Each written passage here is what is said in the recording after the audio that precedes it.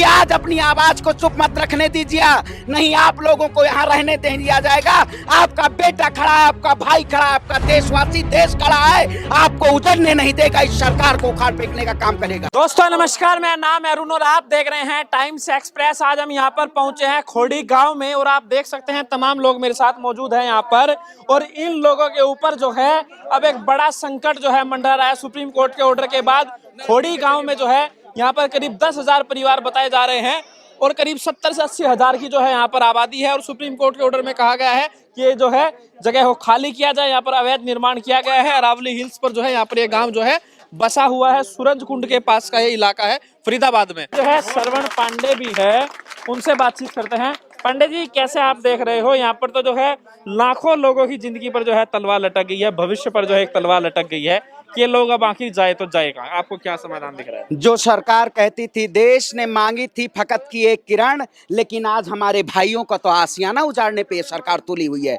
लेकिन हमारा आशियाना ये हमारे द्वारा बनाए हुए, हमारे भाइयों के द्वारा बनाए हुए ये उनके आशियाने हैं। इसको इस सरकार नहीं वो कर सकती है, क्योंकि आप जो सरकार कहती थी कि सबका साथ सबका विकास सबका विश्वास, आखिर वही अच्छे दिन आएंगे? आज देश में कोरोना जैसी वैश्विक महामारी चल रही है, देश में युवा बेरोजगार है, सब लोग बेरोजगारी से, हमारी माताएं बहनों से पूछे कि खाने के लिए परेशान हैं, और ये सरकार आशियाना को उजाड़ना चाहती है। अरे देश के नौजवान की आवाज है, हम अपनी माता अपने पिता की आवाज बनकर यहाँ खड़ा हुए हैं और इस सरकार से ये कह रहे हैं, चाहे हरियाणा की सरकार और सुप्रीम कोर्ट से ये कह रहे हैं कि आप इस पे स्टे लगाइए जब तक हमें मकान। आप अवैध निर्माण जब हुआ था तब आखिर सरकार कहां सोई हुई थी? तब ये सरकार किस शासनकाल में थी? ये सिर्फ और सिर्फ ये षड्यंत्र है, क्योंकि ये चंद बिल्डरों को और चंद पूंजीपतियों को फायदा पहुंचाने के लिए तो ये जो अवैध निर्माण है, जिसने अवैध निर्माण करवाया तो क्या उसकी भी जवाबदेही तय होगी? बिल्कुल जवाबदेही तय होनी चाहिए। अगर हम आज शौचालय भी बनता है, आज उस पर भी सुप्रीम कोर्ट आदेश नहीं दे सकता है। पक्के पक्के मकान बने हुए, स्कूल हैं, आप मंदिर देख रहे होंगे। अरे हिंदू के नाम पे जो शासनकाल में सत्ता में करती है वो सिर्फ और सिर्फ जुल्म और तानाशाही की बात करती है। ऐसी सरकार हो, हम ये अपनी आवाज उठाएंगे। हम आप सभी माताओं बहनों से कहना चाहते हैं कि आज अपनी आवाज को चुप मत रखने दीजिए, नहीं आप लोगों को यहाँ रहने दे दिया जाएगा। आपका बेटा खड़ा है, आपका भाई खड़ा है, आपका देशवासी देश खड़ा है, आपको उजड़ने नहीं देगा, इस सरकार को उखाड़ फेंकने का काम करेगा। ये इस सरकार को चुनौती है, हरियाणा सरकार को, कि आप हमारे घर को नहीं उजाड़ सकते। हमारी मेहनत मजदूरी से एक एक ईंट लगी हुई है, इसको उजाड़ नहीं सकते हैं। लोगों का कहना है कि जब भी उन्होंने कोई भी एक ईंट भी लगाई तो उसके लिए भी उन्हें पैसा देना पड़ा, अधिकारी आकर पैसे मांगते थे, ठीक है ना? हाँ, तो उसके लिए लोग वन विभाग वाले भी लेते थे। तो उसके लिए जो कंस्ट्रक्शन है, जिन लोगों ने कराया, भैया पैसा लेके जो करा रहे थे, क्या उनकी जिम्मेदारी नहीं है? जिम्मेदारी यहाँ प्रत्येक की है, क्योंकि अगर मैं इस हिंदुस्तान का नागरिक हूं, मैं घर कहीं भी बनाऊं, घर रहने का अधिकार है। सरकार वही कहती है हम आपको पक्के मकान देंगे, आज हमारे पक्के मकान तोड़ना चाहते हैं। जो सरकार, समझिए मैंने यहाँ नागरिकों से बात की, उन्होंने कहा कि यहाँ आदेश है कि आप पानी नहीं पहुंचा सकते हैं, बिजली काट दी गई है, सारी सेवाएं बंद कर दी गई है। आखिर कितना जुल्म सहाएगी सरकार? हम जुल्म से नहीं, हमारे जुल्म को आप वो संघर्षों को मत समझिए। हम इस सरकार को ये चेतावनी देना चाहते हैं, हिंदू मुस्लिम चाहे जो हो, सब लोग एक हो जाइए और अपनी आवाज को आगे उठाइए। सब एक होके इस सरकार के खिलाफ आवाज उठाइए, क्योंकि एकता में अखंडता है, अखंडता में संप्रभुता है। तभी आपकी आवाज जाएगी। इस सरकार को घुटने टेकने पड़ेंगे और टेकवा देगा ये हमारे जो भाई लोग हैं, टेकवा देंगे पत्रकार महोदय, क्योंकि संघर्ष बहुत इस समय दावेदारी है। और सरकार अपने तानाशाही रवैये पे ना आए, हम लोग अपनी आवाज के उठाते रहेंगे। आप सब सोशल मीडिया के जरिए अपनी आवाज को उठाइए और इस सरकार के खिलाफ, क्योंकि घुटने टेके हमारा घर कोई नहीं उजाड़ सकता। अगर आप घर नहीं दे सकते तो उजाड़ नहीं सकते हैं, हम आपकी आवाज को नहीं होने देंगे। चलिए जी, पंकज जी क्या कहना है, कैसे आप देख रहे हैं इस पूरे कंस्ट्रक्शन पर? जो सबसे पहले तो आप अवैध बात पर आइए ना, आपने क्या क्वेश्चन किया था, जवाब तो सवाल ये है कि ये जो यहाँ पर जो कंस्ट्रक्शन हुआ है, जिन लोगों ने यहाँ पर जमीन दी है, जो बड़े बड़े जो लोग यहाँ पर बैठे थे, जिन्होंने इसका पूरा कारोबार किया है, इस पूरी अरावली हिल्स का, जिन्होंने यहाँ पर बिना कागज लोगों को मकान दिया, क्या उन पर सरकार को जहाँ उन पर कार्रवाई करनी चाहिए थी? यहाँ पर इन लोगों पर जो कार्रवाई हो रही है, इसको आप कैसे देख रहे हो? जो जिन अधिकारियों ने यहाँ पर निर्माण करवाया, क्या उनकी जिम्मेदारी नहीं है? सबसे पहले पहली बात कि जब ये अवैध कॉलोनी है तो यहाँ प्राथमिक विद्यालय का निर्माण कैसे हुआ, ये सबसे बड़ा सवाल हरियाणा सरकार पर उठता है। दूसरी बात, आप ये अवैध निर्माण क्या एक दिन में रातों रात कोई राई का पहाड़ बन गया तुरंत से? ये 10,000 से अधिक घर बने। यहाँ की पुलिस प्रशासन, यहाँ की नगर निगम, यहाँ के वन क्षेत्र के अधिकारी, सबने पैसे खाए। आज कहीं ना कहीं इस भूमि पर चूंकि अरबों की संपत्ति है, तो किसी बड़े व्यवसायियों की जो व्यापारिक मित्रों में नेताओं को चंदा देते हैं, उनकी नजर है, इसलिए गरीबों पर सुप्रीम कोर्ट का सहारा लेकर, क्या सुप्रीम कोर्ट के फैसले नहीं बदलते? क्या सुप्रीम कोर्ट का फैसले का समीक्षा नहीं होता? सरकार अगर हटाना ही चाहती है, सरकार को इस जमीन की अगर जरूरत ही है, तो सरकार इनके पुनर्वास की व्यवस्था करे कि आए रात में मारपीट के भाग जाए, इनका पानी बंद कर दे, बिजली बंद कर दे, हवा बंद कर दे। ये कैसी सरकार है भाई?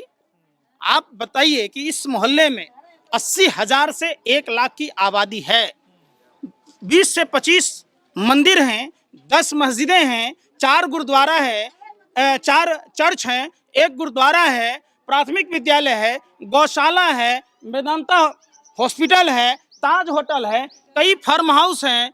तो गरीबों के घर जो पेट काट के जमा किया, उस पर सबकी नजर है, उस पर ग्रहण लगेगा, सूर्य ग्रहण, चंद्र ग्रहण, ये मोदी जी का ग्रहण लगेगा।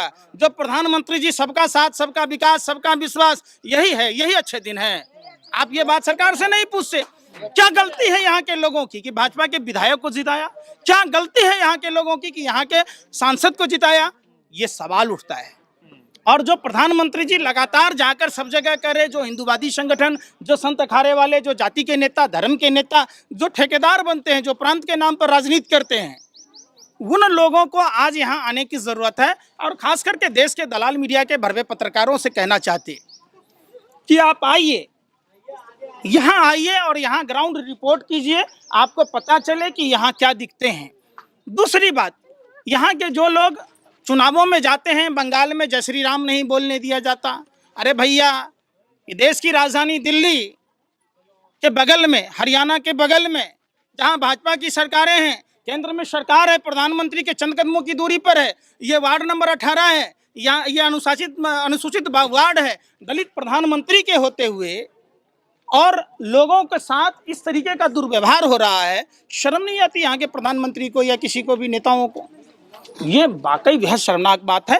और देश के लोगों को फिर से कहना चाहते हैं कि आप अगर इसी तरीके से राजनीतिक पार्टियों के बहकावे में रहेंगे, आपस में लड़ते रहेंगे, जाति के नाम पर, धर्म के नाम पर, भाषा और प्रांत के नाम पर, तो एक एक कर इसी तरीके से घर से उजाड़ दिया जाएगा। अगर गलती से आगे के चुनाव में आएंगे तो ये अपने घर में आप किराएदार बनकर रह जाएंगे। आज लोगों ने मजदूरी की, मेहनत की, रिक्शा चलाया, ठेला चलाया, चौका बर्तन किया, लोग कहीं फैक्ट्री में काम किए, अपना पेट काटकर 2 रुपया 4 रुपया अपने आने वाली पीढ़ी के लिए। क्या अच्छे दिनों की सरकार जो धर्म की बात कहती है, वो सरकार इतनी अधर्मी कैसे हो सकती है? कोरोना जैसे आपदा के समय लोगों को जबरन घर से मारपीट कर कैसे भगाया जा सकता है? कैसे ये पानी का, जो हाँ सरकार को यहाँ पानी की व्यवस्था करनी थी, जब पानी के टैंकर बाहर से आते हैं तो पानी के टैंकर वालों को ये कहा जाता है कि आप यहाँ के बस्ती के लोगों को पानी नहीं दीजिए। सरकार को शर्म नहीं आती? ये कैसी सरकार है जो अपने ही देश की प्रजा को, जिनके वोट से ये चुनाव में जीत कर आए, और उनको ही इस तरीके की यातनाएं दे रहे हैं? ये जुल्मी दरिंदी सरकार बात तो करती है राम और कृष्ण की, आचरण इनका रावण, कौरव और कंस जैसा है। इसलिए देश के सभी लोगों को इकट्ठा होकर, एकत्रित होकर इस आवाज़ को बुलंद करना चाहिए। देश भर के तमाम जो सोशल एक्टिविस्ट हैं, जो तमाम पार्टियों के लोगों से, दलगत भावनाओं से ऊपर उठकर आइए, खोरी गांव और खोरी गांव को बचाइए। रास्ता और समाधान की तरफ बढ़ना चाहिए, क्या आपको दिखाई? देखिए, रास्ता और समाधान सीधे तौर से है कि कोर्ट का फैसला है कि इस गांव को उजाड़ा जाएगा, सबसे पहले इस कोर्ट के फैसले को स्टे लगाया जाए, रोक लगा दिया जाए, और सरकार से मांग किया जाए कि जब तक इन गांव वालों को नया घर नहीं बन जाता, तब तक ये गांव खाली नहीं कराया जा सकता। दूसरी बात, इस गांव को खाली करने की क्या जरूरत पड़ गई? दुनिया में तो हरियाणा में बहुत सारे जगह हैं, बहुत सारी जगह है, वहां फैक्ट्री लगाइए, जो लगाना है लगाइए। इस गांव पे आपको नजर क्यों है? सीधे तौर से सवाल है मेरा। समाधान यही है कि ये लोग 40 वर्ष से रह रहे हैं, इस गांव को नहीं खाली करेंगे। सरकार और कोर्ट इस पे चिंतन करे, मंथन करे और इस गांव वालों को रहने का अधिकार दे। इनको आप हटा नहीं सकते हैं। जिन लोगों ने, आप बताइए ना, ये मकान बनाने में क्या फ्री में बन गया था क्या? इस मकान को बनाने के लिए, इस घर को बनाने के लिए, इस मंदिर को बनाने के लिए पैसा कहां से आया है? इन लोगों ने दिन रात मेहनत करके महीने से 500 और 1000 रुपये काट कर बैंक में बचाकर पैसा इस मकान को बनाया है। पूरे जिंदगी का कमाई इस मकान में लगा दिया है और 1 घंटे में आप इन मकानों को तोड़ देंगे? 1 मिनट में इनके घर को उजाड़ देंगे, 1 मिनट में इनके परिवार को उजाड़ देंगे। यह शर्मनाक है देश के लिए और आपके लिए और हमारे लिए। इस देश में जन्म लेना, घर बनाना, क्या गरीबों को घर बनाकर रहने का अधिकार नहीं है क्या? ये हमारा देश स्वतंत्र है, लोकतंत्र है। इस देश में जितना अमीरों को रहने का अधिकार है उतना गरीबों का है। इस देश में जितना नेता का जीने का अधिकार है उतना एक अमीर नागरिक को भी जीने का अधिकार है। सरकार अभी भी चिंतन करे और इन गांव को उजड़ने से बचाने का काम करे। किसके पास पैसे हैं? कहां जाएंगे? कहां जाएं हम? बताइए आप बताइए ना, हम कहां जाएंगे?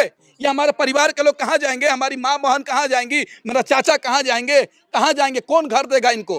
कौन घर देगा? इन लोगों ने गांव के घर तो छोड़कर शहर में आ गए। ये लोग मजदूर लोग हैं।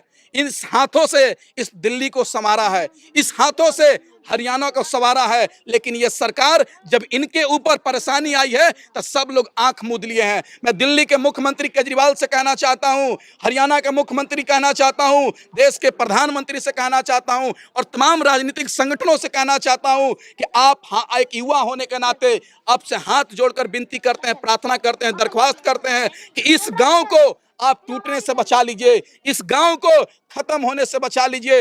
1 लाख लोगों को रोड पर भटकने से बचा लीजिए, 1 लाख लोगों को भूखे मारने से बचा लीजिए, 1 लाख लोगों को, गरीबों को, मजदूरों को बेघर मत कीजिए। आप 10,000 घर को तोड़ने से बचा लीजिए। यही मैं रिक्वेस्ट करता हूं कि प्लीज आप इस गांव को बचा दीजिए, इस गांव को बचा लीजिए।